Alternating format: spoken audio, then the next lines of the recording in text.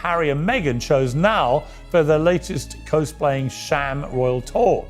We'll get the verdict from Australia, where the egos have landed, and I have an exclusive announcement coming up about how Uncensored will be covering this momentous existential time for the royal family. Despicable fake tears at Bondi Beach, using a terrorist atrocity to sell her shitty clothing. We're watching these two do exactly what they said they didn't want to do. This is why they left the royal family. They're cheapening royalty. Royalty has become very cheap to me. It's become disdain. Today, Harry and Meghan torched what little was left of their relationship with the royal family and what little was left, frankly, of their own reputation. We see her grifting off a tragedy. She is a disaster tourist. Why is she allowed to do this? Let's open with the moment that stopped everything dead. Bondi Beach, Sydney. 15 innocent people gunned down in an anti-Semitic mass shooting just months prior. Families still devastated, still broken. And right there in the middle of it all stood Meghan Markle. Cameras rolling, eyes doing that deliberate slow blink, one perfectly timed tear sliding gracefully down an immaculately contoured cheek. Piers Morgan watched that footage and gave voice to what millions had already concluded. This wasn't mourning, this was a performance. Piers has spent over 2 decades reporting on the royal family, but he told his panel on Uncensored that this Australia expedition represented something he had genuinely never encountered before. What you have is an extraordinary situation where two people who have caused intense damage to the reputation of the royal family and the institution of the monarchy are now running a kind of renegade rival royal family, engaging in rival tours and going to places like Australia, and that can only be ultimately more damaging for the actual royal family. That she was even deciding to go to Bondi Beach and all of a sudden care about an anti-Semitic Islamist terror attack was disgusting anyway, but the fake tears made me ill. 2 people exploiting tragedy, gravely ill children, homeless women, and a massacre site as a convenient backdrop for shifting clothing online. And the single most maddening part of all, King Charles is sitting on his hands and doing absolutely nothing. Piers isn't simply frustrated, Piers is demanding that someone in power actually acts. And after everything that played out in Australia over the past week, that demand is extremely hard to dismiss. If they want to go and make a ton of money, out of being Harry and Meghan, fine.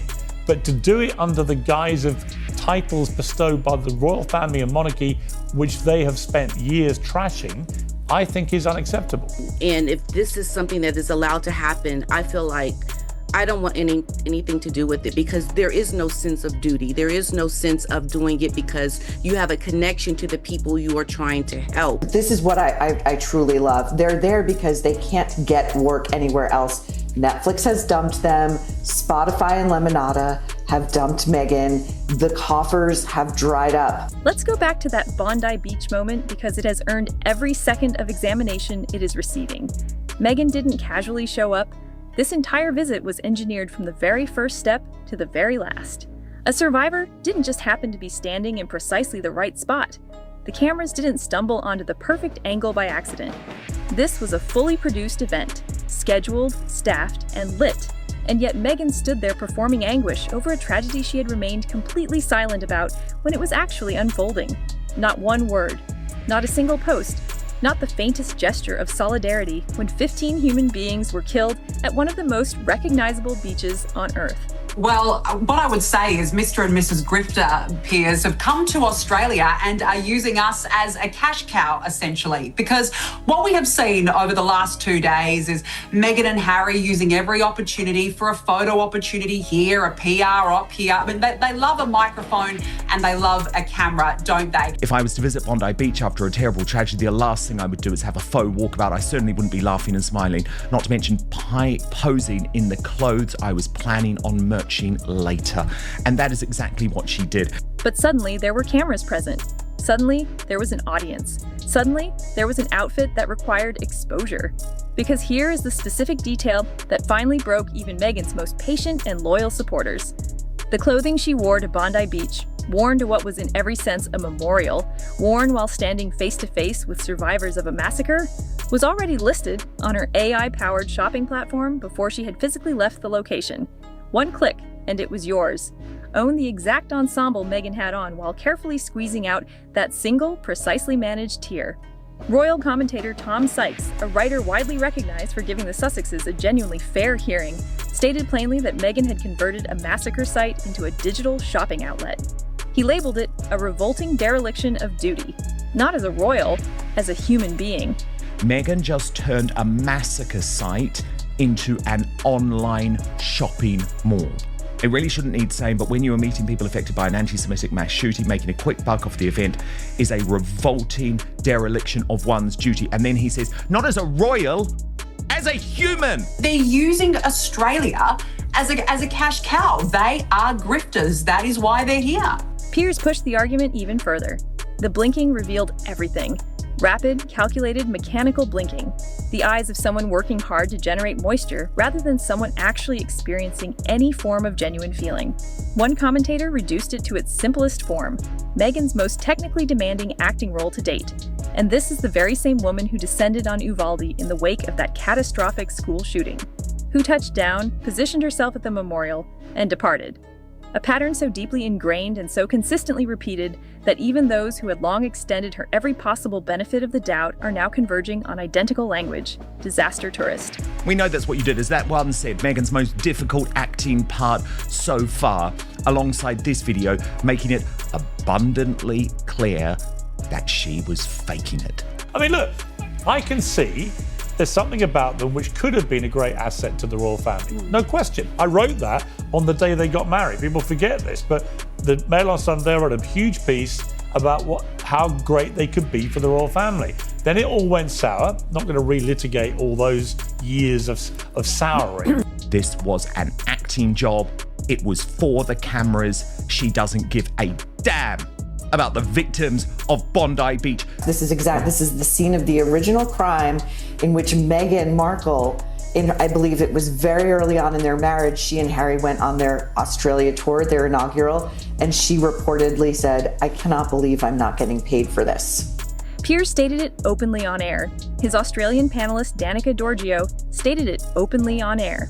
When commentators spread across 3 separate continents arrive independently at precisely the same phrase, that stops being a matter of opinion and becomes a matter of documented observation. If Bondi Beach represented the moral nadir of this tour, the Her Best Life retreat was its commercial equivalent, and Piers could barely keep his composure. Here's the unvarnished reality of what that retreat actually was. Meghan Markle, leveraging her Duchess of Sussex title as a sales tool, charged Australian women thousands of dollars per head to share space with her at what was marketed as a transformational wellness experience. The venue was the Intercontinental Coogee Beach Hotel, except the hotel remains unfinished. No functioning ballroom, scaffolding still visible throughout, and the tickets never sold out. Yeah, she doesn't even bother to even give her presence for an extended amount of time. I mean, she's out as quickly as she came, and that is, to me, it tells you everything about who this woman actually is. And so for the people that paid this money, yeah, that is to be expected, because that is the character of Meghan Markle. She doesn't care that you spent this money to see her. She is wanting to earn her money and leave as quickly as she can because she just does not care. In a nation of 26 million people, at a venue built to accommodate 300 guests, Meghan Markle could not fill the seats. The women who did pay, who handed over what for many of them amounted to weeks of earned income, received 122 minutes of Meghan before she concluded she had somewhere considerably more important to be. She walked out and went to watch Harry play rugby. Piers leaned back and stared directly into the camera, because this is the identical woman who secured a $100 million Netflix arrangement, a multi-million-dollar Spotify contract, who sat across from Oprah Winfrey during primetime television and commanded the undivided attention of the entire world. 300 seats, 122 minutes. Still couldn't fill the room. The descent isn't merely embarrassing, it is staggering in its scale. Spotify severed ties. Netflix made its distance publicly known. That withering Vanity Fair piece signaled unambiguously that Hollywood has finished with both of them. What the Spotify executive called them, a pair of effing grifters. If they want to go and make a ton of money, out of being Harry and Meghan, fine. But to do it under the guise of titles bestowed by the royal family and monarchy, which they have spent years trashing, I think is unacceptable. watching this tour, I mean, I'd be furious, because I would think, how can you, this was the whole point of the Sandringham Summit. You can't have your cake and eat it. It's one or the other. The financial reserves evaporated. The American market bolted its doors. And so, here they were in Australia, using a country Meghan once openly admitted she despised visiting as their final remaining source of income. Piers framed it with characteristic bluntness. When your trajectory runs from a $100 million streaming arrangement to being unable to sell 300 tickets in a half-constructed hotel ballroom, the appropriate word for that is not a career pivot. The appropriate word is collapse. This is the moment that united people across the political spectrum. That placed Trevor Phillips and Megyn Kelly in identical positions. That prompted a close associate of William and Catherine to speak openly on the record. Harry and Meghan paid a visit to a children's cancer ward. Children with severely compromised immune systems. Children enduring chemotherapy. Children fighting with every remaining resource for their lives in the most physically vulnerable condition a human body can occupy. And those children were assembled, guided out into a corridor, arranged into something resembling a receiving line so that Meghan could proceed slowly past them. Cameras recording every moment, smiling, making contact, posing. A close friend of William and Catherine relayed their precise reaction to journalist Richard Eden. Selling the clothes off her own back at the site of a massacre where 15 people died might come easily to Meghan, but like any right-minded person, I find this sickening. Well done, Tom Sykes. So do I. Young cancer patients can very easily end up functioning as visual props to assist the Sussexes in generating revenue. It poses an extreme danger to the monarchy. The public must understand that members of the royal family conduct engagements from a foundation of genuine duty, not to supply decorative backdrop material for a financially lucrative overseas expedition. Piers was incandescent with rage. His panel fell into near total silence as the footage appeared, because the images communicate everything that a language struggles to convey. And then arrived the specific detail that elevated the situation from deeply troubling to entirely indefensible. The outfit Meghan wore inside the children's cancer ward was listed on her AI shopping platform that same day. You could purchase it while the very children she had just visited were still lying in their hospital beds. She then changed her clothing for a Veterans Arts event later that same afternoon. That outfit went straight online as well. Piers has been making the same core argument for years. The fundamental issue with Meghan and Harry is not that they departed the royal family. The problem is that they departed while retaining every single element that had given them their value. The titles, the access, the implicit endorsement of the crown, and they have continued spending those assets as personal commercial currency ever since. That is something that people need protected against. I think there needs to be something done about Meghan and this whole title that she is using, that she is trying to make money off of. I mean, that is something that needs to be, something needs to be done about it. There needs to be protections for the people who are taken advantage of. The hospital visit demonstrated this beyond any reasonable challenge. This was not charitable work. This was not service to others. This was content production, and the children were the raw material. If one image exists that captures with perfect precision where Meghan Markle currently finds herself, it is this one. A woman who once commanded a $100 million Netflix arrangement, actively lobbied, genuinely begged to appear without payment on Australian MasterChef. She asked for nothing in return financially, and she still arrived carrying a list of production demands substantial enough to leave the show's producers visibly rattled. The funniest part about this, Piers, they say that they're just coming here as two private citizens. Well, in the last couple of hours, Meghan has been announced, would you believe, as a guest judge on the Australian version of MasterChef, as in the cooking show. She insisted the comment section be disabled entirely. MasterChef declined. So Meghan's team proceeded to purchase artificial bot accounts, profiles with 0 posts, a negligible number of followers, brand new registrations bearing names along the lines of Root for Good, deploying them to saturate the comments with manufactured praise. The accounts were so transparently fabricated that viewers were capturing screenshots within hours purely for the entertainment value. Piers connected all of this to what he identified as the single most revealing detail of the entire Australian trip. She received no payment, she received no invitation. She made the approach herself. She arrived in a country where enthusiasm for her presence is limited at best, on a program she would never be offered a role on in America, and conducted herself as though she were personally doing MasterChef an extraordinary favor. Confirmation has now arrived from well-positioned sources operating inside Buckingham Palace that King Charles has engaged in zero discussions regarding the removal of Harry and Meghan's titles.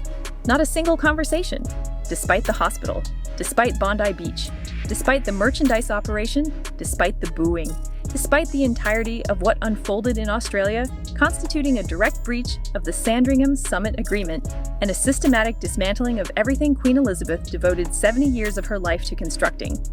The official palace position is that the institution must absorb the blows and continue progressing. Piers will not accept this position. He advanced the Andrew argument, and on this occasion, it carries more force than it ever has previously. I've always made it clear that Andrew's offences to me are far more egregious than anything that Harry and Meghan have done. I've never said anything different, and I wouldn't say that now. I think the way he lied about his relationship with Epstein, the damage he's done, his refusal to give evidence under oath, it's all on a different level. However, the commonality of it is where you, through any of your actions, dishonour and disrespect the reputation of the institution of the monarchy or the royal family, then actually there is now an established mechanism with the Andrew situation to remove their titles. And a lot of British people in the polls don't agree with you, they agree with me. Prince Andrew was stripped of every title he held without ever facing criminal conviction.